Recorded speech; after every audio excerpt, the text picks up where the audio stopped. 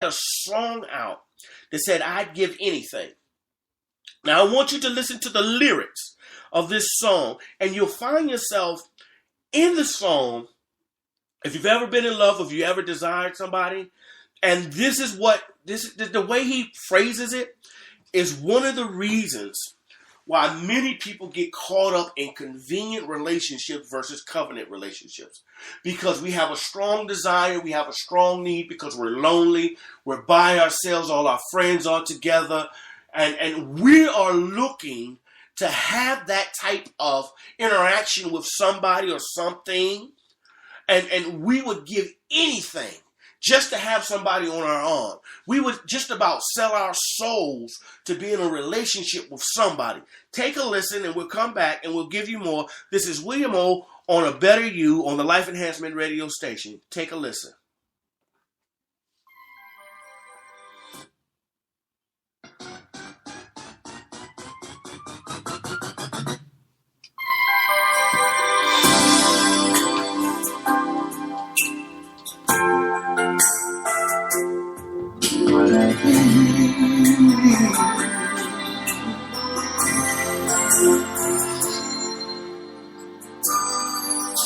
I'm waiting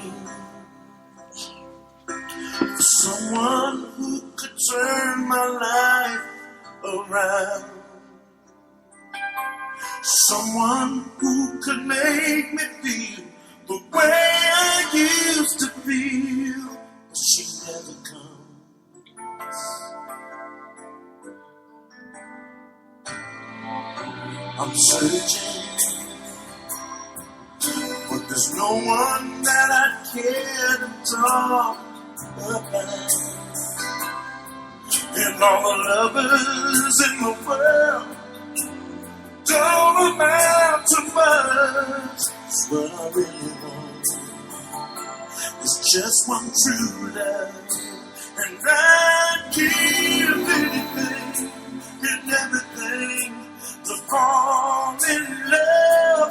Just as one time I like to find what I'm dreaming of. Well, I could find someone to hold me, but that wouldn't be enough. But I'd give anything to fall in love.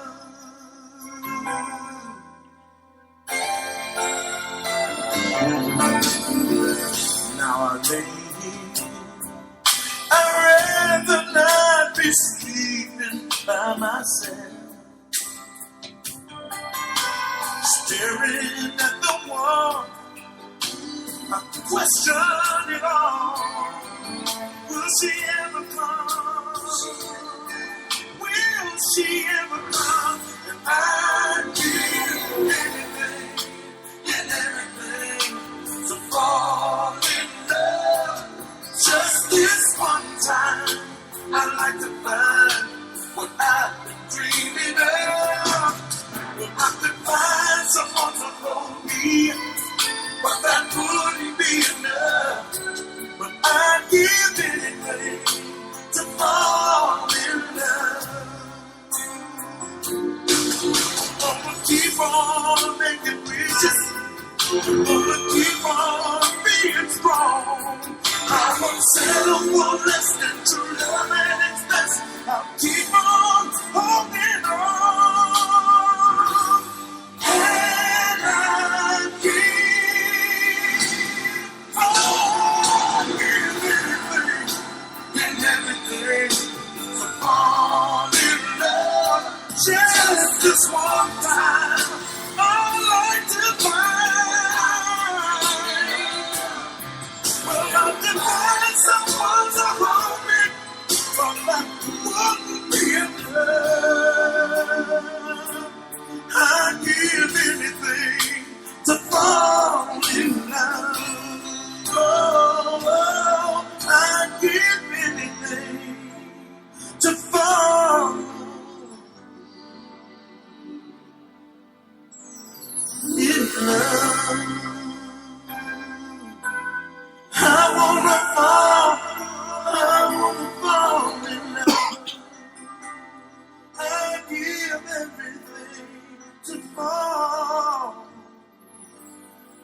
enough.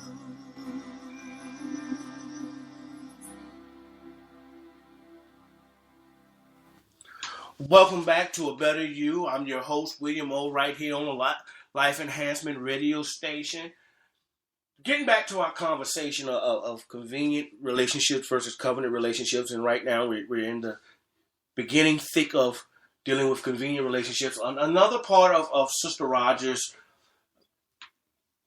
article about this subject, she makes another great point, and we're going to read that to you, and then we're going to dig into it a little bit, and I'm going to share some things with you, probably from my own perspective and my own life. But I want you to pay attention closely to what I'm about to read to you. And it says, and I quote once again, people who look for convenient relationships usually have no intention of commitment, or their perspective of commitment is dysfunctional. Convenient relationships are based on selfishness and what he or she can get out of someone else at the other person's expense. Men and women who look for convenient relationships are typically receivers and give only when it costs them nothing. I want to repeat that. Men and women who look for convenient relationships are typically receivers and give only when it costs them nothing. The most commonly enter into convenient relationships for selfish or fleshly reasons, most commonly for sexual or financial gain. Continuing, convenient relationships can last anywhere from a few days to several years. Most people who entertain this type of relationship do not know they are in one and do not see it as being dysfunctional. There are several different reasons why people enter into or pursue relationships that are convenient, but all of them are unhealthy. Let's stop right there. We want to thank Sister Rogers. Her name is Marguerite Rogers. If you know her, tell her thank you for this informative information. Let her know that William O was using her today as far as helping with explaining this topic. Now, we just read that in a convenient relationship, it's basically, most times, I'm not going to say basically, but most times it's based on the sexual and financial prowess. Now, men, we have to be honest with ourselves that a lot of the relationships we get into and a lot of relationships that we stay in is pretty much primarily based on the physicality of our mates. They have the light skin, they can have the dark skin, they have the hair, they can have the caramel skin, they have the shape that we like, the breast size, the hip size, the buttock size, the pretty smooth legs, the rough legs. It could be a number of things that we like about them physically that we are attracted to. And it turns on our physical nature, our sexual prowess. And every time we get around the person, we get aroused. So therefore, we have to have them. And in order to have them, we will do just about anything, if not everything, to get and to maintain that lady. Ladies, it's the same thing for you. You see a guy, he's the right shape, he's the right color, he has the right muscle tone, he has the right financial setting, he has the right family heritage, he knows somebody and they tell that we take the merit of somebody else. The same thing goes for either or, as male or female. We can get caught up in the physical and the sexual, and one of the things now with the freedom of speech and over the years, we're getting really back. If you look back into that hippie state of the 60s, the 60s, the 50s, 60s, and 70s, of free love. So it's all about, is he big enough? Can he handle himself in the bed? Can she handle herself in the bed? Are they freaky enough? And the relationship has been built around sex.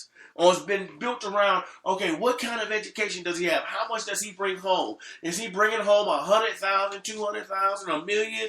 Is he bringing home 50,000? Is his credit score 800? Is her credit score 800? Is she bringing in money? What they're bringing to the table? And all those things are beneficial, yes, but they should not be the basis of the relationship. Because what we have to understand is that at the end of the day, all the makeup comes off, all the bras and panties come off, the boxers come off, the shoes come off, and many times we all can tell you that what you see as an advertisement is not exactly what you get when you get it home. The bras and the pants can be padded. The shoes, lady, can be padded. There can be adjustments made to make things look better than what they actually are. We see it in cars. We see it on the advertisement of products on TV. Same thing happens in life. So we have to be careful. And we can also base it on one good experience of horniness for a sexual experience to be fantastic, mind-blowing. And the next 50 years, you're sitting there trying to figure out what the heck happened. Can I get an amen on that one? So we have to be careful of why we base it on these things. And from the financial standpoint, before I move on a little bit further, is today they can have a great job, but we can find out that they're dope dealers, that they've been con artists, or they can lose their job, and all of a sudden, what we thought was a cash cow that we was going to live with forever and a day, they can lose it, or if we're the one in the convenient relationship, looking at that person who has this particular perfect body, and the sex is great for a couple of days, a couple of times, and the money's there, they can get out of shape, they can get lazy, they can have a psychological breakdown, the money can dry up and disappear, and here we are in a relationship with somebody where it was convenience. Now we don't want to be in it, and most times we have put in so much, or we've acquired so much, that we stick and stay to maintain a lifestyle that we didn't want. Or we can find the other end of the dysfunctional lifestyle of these convenient relationships. This person that we were so head over heels with, whether it be for physical or financial, we find out that that person is plumb crazy. That they don't have it all together upstairs. We can find out that he or she is abusive, whether it be verbal or physical. You know, we can find out things about people over time that if we really had looked at it from the beginning, we would have never, ever been involved with that person. So we have to be careful of this, and we need to realize and really analyze what it is that we want. And this goes back to me and my situations. I began to look at relationships totally different a few years ago. I looked at it from the point of what is it that I need in my life to complement what I am going through and what I'm going to. You know, because I'm going through something now, but it may not be permanent. But where I'm going is the end game to where I feel that I need to be or I desire to be. And if I'm going to get in a relationship with you, you have to be able to help me get there. And I say help from the standpoint of what you're doing will have to be able to complement me, and what I'm doing is going to have to be able to complement you. And if we can't complement one another, then we don't need to be involved with one another. And oftentimes, yes, I got in some relationships that didn't benefit the move of where I was going.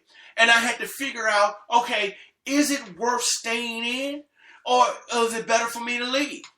You know, and we all have to get to that point of knowing what it is we need versus what we want. Now, I've had some beautiful people in my life. And I've made some mistakes and let some beautiful people go. You have made some mistakes and let some beautiful people go. And maybe because it wasn't in our time frame, or maybe because it wasn't physically what we were expecting. But after we got into a dysfunctional relationship, we realized that we let someone go that we should have stayed with and fought, because we're not willing to fight with the person that we're with. We're more willing to try and go back and get that person that we should have been with, or that type of person that we should have been with. But because of our own ideology and our idolatrous state and our greed for what we thought we needed or wanted, we got caught up in a convenient relationship.